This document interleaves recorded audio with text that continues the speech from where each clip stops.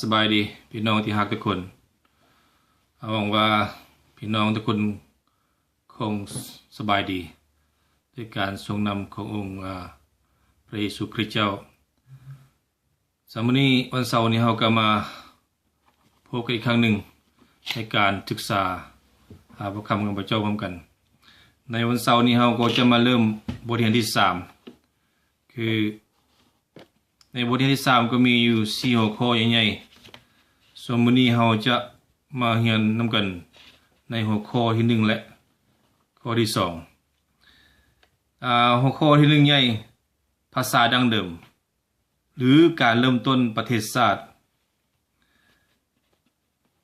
ข้อ1หน่อยหลังจากน้ำท่วมคือหลังจากน้ำท่วมพระเจ้าได้สร้างโนอาห์และลูกชายของเรามีลูกเต้าเพิ่มทวีขึ้นทั่วแผ่นดินอีกเพื่อให้คำสร้างของพระเจ้าครบสมบูรณ์มนุษย์ควรแตกแยกกันไปทั่วแผ่นดินและเริ่มต้นสร้างสาพัฒนาแต่แล้วมนุษย์ส่วนหลายแม้นบ่เชื่อฟังคำสั่งของพระเจ้าแทนที่จะแบ่งแยกกันออกไปทั่วแผ่นดินโลกพวกเขาพัดเต้าห่มอยู่บนเดียวกันและเขาตัดสินใจอยู่ที่นั่นและก็สร้างเมืองหนึ่งขึ้นข้อ2น้อยหอคอยบาเบลแต่ธรรมิตมนุษย์ในโลกว่าภาษาเดียวกันและใช้คำเว้าแบบเดียวกันอยู่มาเมื่อพวกเขาได้ยกย้ายไปทางทิศตะวันออกพวกเขาจึงพบธงหาบเพียงแห่งหนึ่งในประเทศซีนากแล้วได้ตั้งถิ่นฐานอยู่ที่นั่นแล้วพวกเขาได้ว่าเอาเถอะพวกเขาพากันปั้นดินจี้แล้วเผาให้มันแข็งดีดังนั้นพวกเขาจึงมีดินจี้สำหรับก่อสร้างแล้วมีอย่างใส่ต่างประทายแล้วพวกเขาว่าบัดนี้พวกเขามาพากันสร้างเมืองของพวกเขาพร้อมทั้งก็หอคอยให้มียอดสูงอยู่ฟ้าพวกเขาคนสร้างชื่อเสียงไว้เพื่อเขาจะบ่ได้พัดพากจากกันไปในโลกนี้ปฐมกาลบทที่11ข้อ1ข้อ4ก็ความเห็นแก่ตัวของประชาชนให้เอามาสังเกตเบิ่งความเห็นแก่ตัวของประชาชนเหล่านี้และการขัดขืนต่อคำสั่งของพระเจ้าพระองค์ต้องการให้พวกเขาแบ่งแยกกันออกไปทั่วแผ่นดินโลกเพื่อสร้างสาพัฒนาแต่แล้วพวกเขาต้องการสร้างเมืองและหอคอยสำหรับพวกเขาเพื่อพวกเขาจะบ่ได้พัดพากจากกันไปทั่วแผ่นดินโลกถ้าว่าไปแล้วความต้องการของพวกเขาแม่นตรงกันข้ามกับคำสั่งของพระผู้เป็นเจ้าจะเห็นได้ชัดเจนขอการเริ่มต้นภาษาต่างๆจนกระทั่งถึงปัจจุบันนี้ทุกคนมีภาษาเดียวกันได้เว้าภาษาเดียวกันตั้งแต่โนอาห์ได้ออกจากเรือมาซึ่งรู้ได้ว่ามีเพียงแต่ชาติเดียวในแผ่นดินโลกจึงเฮ็ดให้เป้าหมายของพวกเขาที่จะสร้างเมืองอันยิ่งใหญ่เป็นไปได้อย่างง่ายดายแต่พระเจ้าได้สังเกตเบิ่งการบ่เชื่อฟังของพวกเขาและกล่าวว่าวันนี้มนุษย์ทอนโฮมกันเป็นอันหนึ่งอันเดียวเขาว่าภาษาเดียวกันนี้ก็เป็นเพียงขั้นเริ่มต้นที่เขาได้กระทำมาในขั้นต่อไปพวกเขาก็จะสามารถทำทุกสิ่งทุกอย่างที่เขาปรารถนาอยากทำฉะนั้นเราต้องลงไปทำให้ภาษาของพวกเขาแตกต่างกันเพื่อพวกเขาจะเว้าบ่เข้าใจกันอีกปฐมกาลบทที่11ข้อบทที่11ข้อ6ข้อ7การให้พวกเขาเว้าภาษาแตกต่างกันพระเจ้าสามารถหยุดยั้งพวกเขาในการพยายามเหตุผิดบาปพวกเขาบ่สามารถติดต่อพัวพันกันเพียงพอที่จะสำเร็จโครงการที่ทะเยอทะยานของพวกเขาและพวกเขาได้เริ่มต้นแตกแยกกันออกไปทั่วแผ่นดินแต่ละคนก็ชอกหาผู้ที่อยู่อาศัยของภายลาวกับผู้ที่เว้าเข้าใจกันข้อ3น้อยการตัดสินลงโทษของพระเจ้าเพื่อเฮ็ดให้ประชาชนกระจายออกไป สาเหตุที่พระเจ้าตัดสินลงโทษเกี่ยวกับภาษาดังเดิมเฮ็ดให้มีการเริ่มต้นของนานาชาติผลที่ได้รับคือเฮ็ดให้เชื้อสายของโนอาห์มีการแพร่ขยายทวีขึ้นไปทั่วแผ่นดินโลกในต่อมาก็บรรดาลูกชายของเชมลูกชายของเชมมีเอลามอาซูเลอักปัสซัสลูดและอารามจำนวนเชื้อสายที่สืบมาจากลูกชายเหล่านี้แม่นเปเซียอาซิเรียซานดินเฮบรลีเดียและซีเรียพวกเขาได้ตั้งหินฐานอยู่ที่อาซิเรียซีเรียเปอร์เซียทางทิศเหนือของอาราเบียและโมโสโปเตเมียขอบรรดาลูกชายของฮามบรรดาลูกชายของฮามมีโกเซอียิปต์ลิเบียและคานาานจำนวนเชื้อสายที่สืบมาจากพวกเขาเหล่านี้แม่นเอธิโอเปียอียิปต์ลิเบียและคานาานเชื้อสายของฮามแม่นได้ตั้งถิ่นฐานอยู่ในทวีปแอฟริกาและอาราเบียขอบรรดาลูกชายของยาเฟตลูกชายของยาเฟตมีดังนี้โกเมมาโกกมันไดยาวานตูบานเมเซกและติลาดจำพวกนี้มาจากพวกเขาแม่น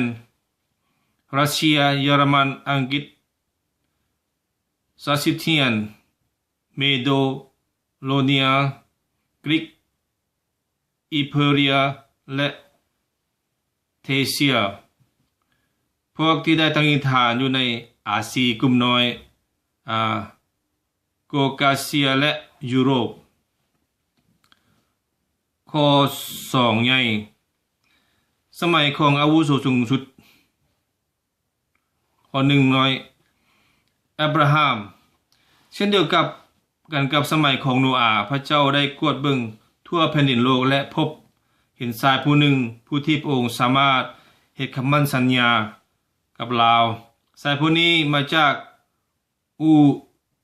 เลบาบิโรเนียกับพ่อของลาวชื่อเตลาชายผู้นี้ชื่อว่าอับรามพระผู้เป็นเจ้าได้บอกกับอับรามว่าจงออกจากประเทศญาติพี่น้องและบ้านเกิดเมืองนอนไปยังประเทศที่พระเจ้าจะมอบให้เราพระเจ้าสัญญาว่าเราจะให้เจ้ามีเชื้อสายหลายขึ้นแล้วเกิดเป็นชนชาติใหญ่เราจะอวยพรให้เจ้าเป็นผู้ที่มีชื่อเสียงและผู้อื่นจะได้รับพระพรย้อนเจ้าเราจะอวยพรผู้ที่อวยพรเจ้าและเราจะสาปแช่งผู้ที่สาปแช่งเจ้าทุกชนชาติในโลกก็จะขอให้เราอวยพรพวกเขาเหมือนดังเราได้อวยพรให้พวกเจ้าปฐมกาลบทที่12ข้อ1ข้อ3อับรามเชื่อฟังพระผู้เป็นเจ้าและเพิ่นก็ได้ออกจากเมืองฮารานเมื่อเพิ่นอายุ75ปีเพิ่นพาซารายภรรยาของเพิ่นและหลานชายชื่อโลดและพวกเพิ่นก็ได้ออกเดินทางมุ่งไปยังคานาานอับรามแม้นบ่มีลูกเต้าจนจักคนเมื่อเวลาพระเจ้าเอิ้นเพิ่นออกจากบ้านเกิดเมืองนอนของเพิ่นพระเจ้าให้คำมั่นสัญญาว่าพระองค์จะเฮ็ดให้อับรามเป็นชาติที่ยิ่งใหญ่คำสัญญานี้เกิดเป็นจริงตามภายหลังต่อมาซึ่งหาพบได้ในพระธรรมพระบัญญัติ2บทที่4ข้อ6และ1กษัตริย์บทที่3ข้อ8ข้อ9และโยซูบทที่21ข้อ43ข้อ45ข้อ2น้อยชาติอาหรับจังได้ก็ตามเวลาผ่านไปซึ่งคำมั่นสัญญาของพระเจ้าคือว่าบ่มีสัญญาณอันใดให้รู้ให้เห็นเลยในที่สุดอย่างคนเฮาทั่วไปเฮ็ดกัน อับรามและซารายได้ตัดสินใจเหตุตามความปรารถนาของพวกเขาซารายมีสาวใช้อียิปต์ผู้หนึ่งชื่อฮากาซารายว่ากับอับรามว่าเบิ่งดูจนถึงเดี๋ยวนี้พระเจ้าบ่ได้ให้ค่อยมีบุตรเป็นอย่างเจ้าจึงบ่สมหูร่วมกับสาวใช้ของค่อยบางทีนางจะมีบุตรให้ค่อยก็ได้ปฐมกาลบทที่16ข้อ2อับรามก็ได้เฮ็ดตามคำแนะนำของซารายซึ่งเป็นประเพณีในสมัยนั้นและก็ได้ลูกชายผู้หนึ่งชื่อว่าอิสมาเอลโดยการพยายามช่วยเหลือพระเจ้าเพราะว่าพวกเขาบ่เห็นคำมั่นสัญญาของพระผู้เป็นเจ้าเกิดเป็นจริงตามที่พวกเขาต้องการและตามเวลาที่เขาต้องการอับรามและซารายได้นำความโศกเศร้าเสียใจมาให้ครอบครัวของเพิ่นอิสมาเอลและอิซากลูกชายของเพิ่นก็มีการต่อสู้กันความขัดแย้งระหว่างชาวอาหรับและชาวยิวจึงแม่นเชื้อชาติที่สืบทอดมาจากผู้ชาย2คนนี้ข้อ3พระเจ้าได้ให้คำมั่นสัญญาแก่อับราฮัมเมื่ออับราฮัมอายุ99ปีพระผู้เป็นเจ้าได้ปรากฏแก่เพิ่นในว่าเฮาเป็นพระเจ้าผู้มีอำนาจยิ่งใหญ่จงเชื่อฟังเฮาและประพฤติตามความชอบธรรมตลอดชีวิตของเจ้าเขาจะทำคำมั่นสัญญากับเจ้าและจะให้เสื้อสายของเจ้าเพิ่มทวีขึ้นปฐมกาลบทที่17ข้อ1ข้อ2อับรามก้มกราบลงต่อพระผู้เป็นเจ้าพระผู้เป็นเจ้าได้กล่าวกับเพิ่นต่ออีกว่าพระเจ้าจะให้คำมั่นสัญญากับเพิ่นอีกว่าเพิ่นจะเป็นบรรพบุรุษของชนชาติทั้งหลายและเปลี่ยนชื่อของเพิ่นเป็นอับราฮัมอับรามหมายความว่าบรรพบุรุษที่ยิ่งใหญ่อับราฮัมหมายความว่าบรรพบุรุษของหลายๆชนชาติพระเจ้าได้เปลี่ยนชื่อซารายเป็นซาราหมายความว่าเจ้าหญิงซาราหมายความว่าเจ้าหญิงของเฮา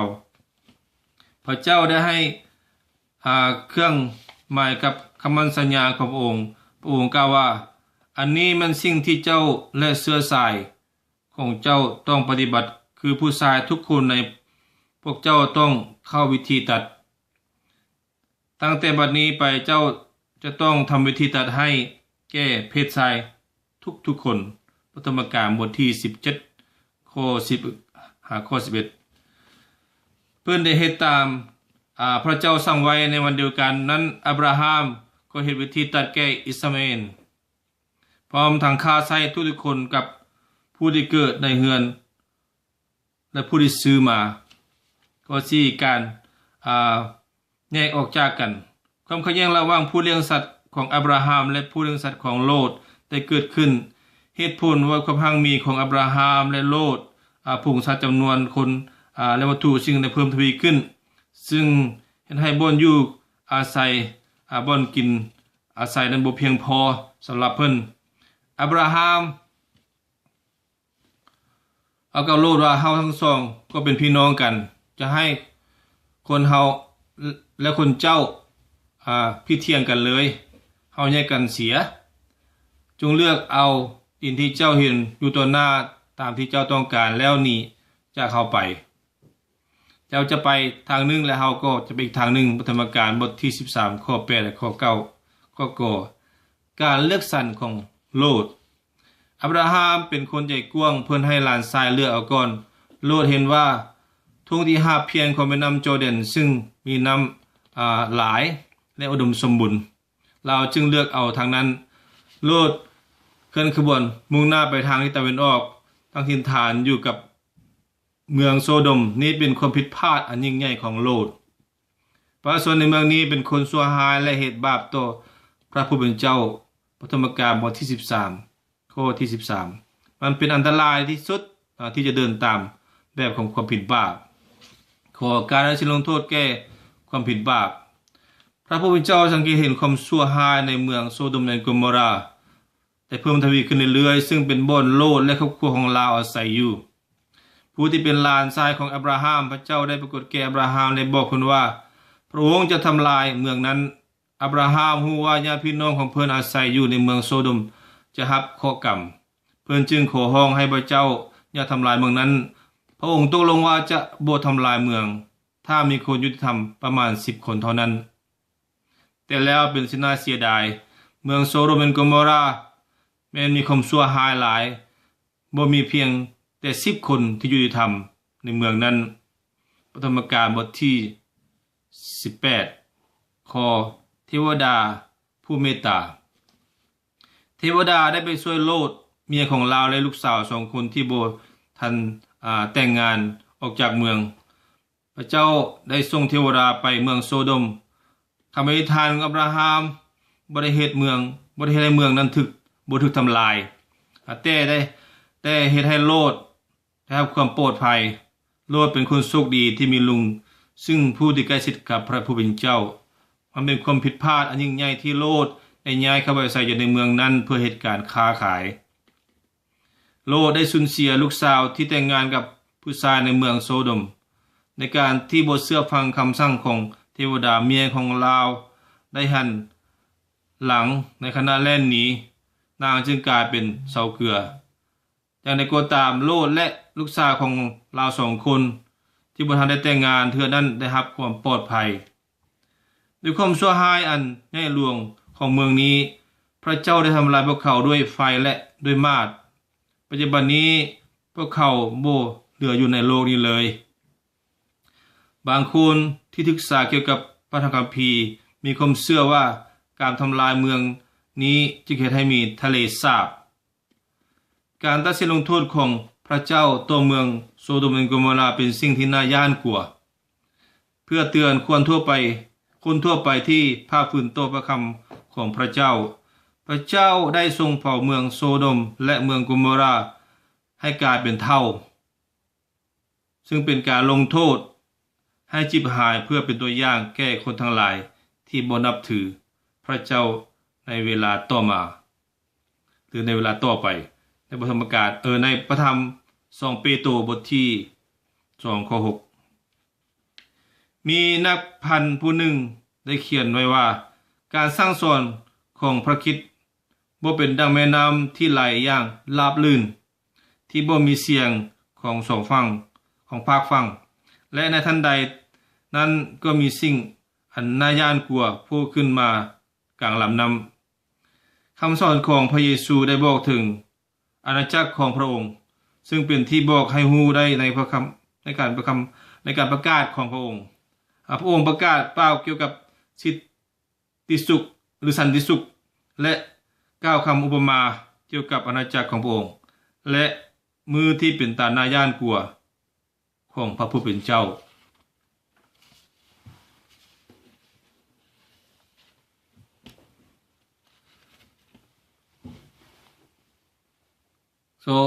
นั่นคือการที่เราศึกษาพระคำของพระเจ้ามื้อนี้ฉะนั้นเวลาก็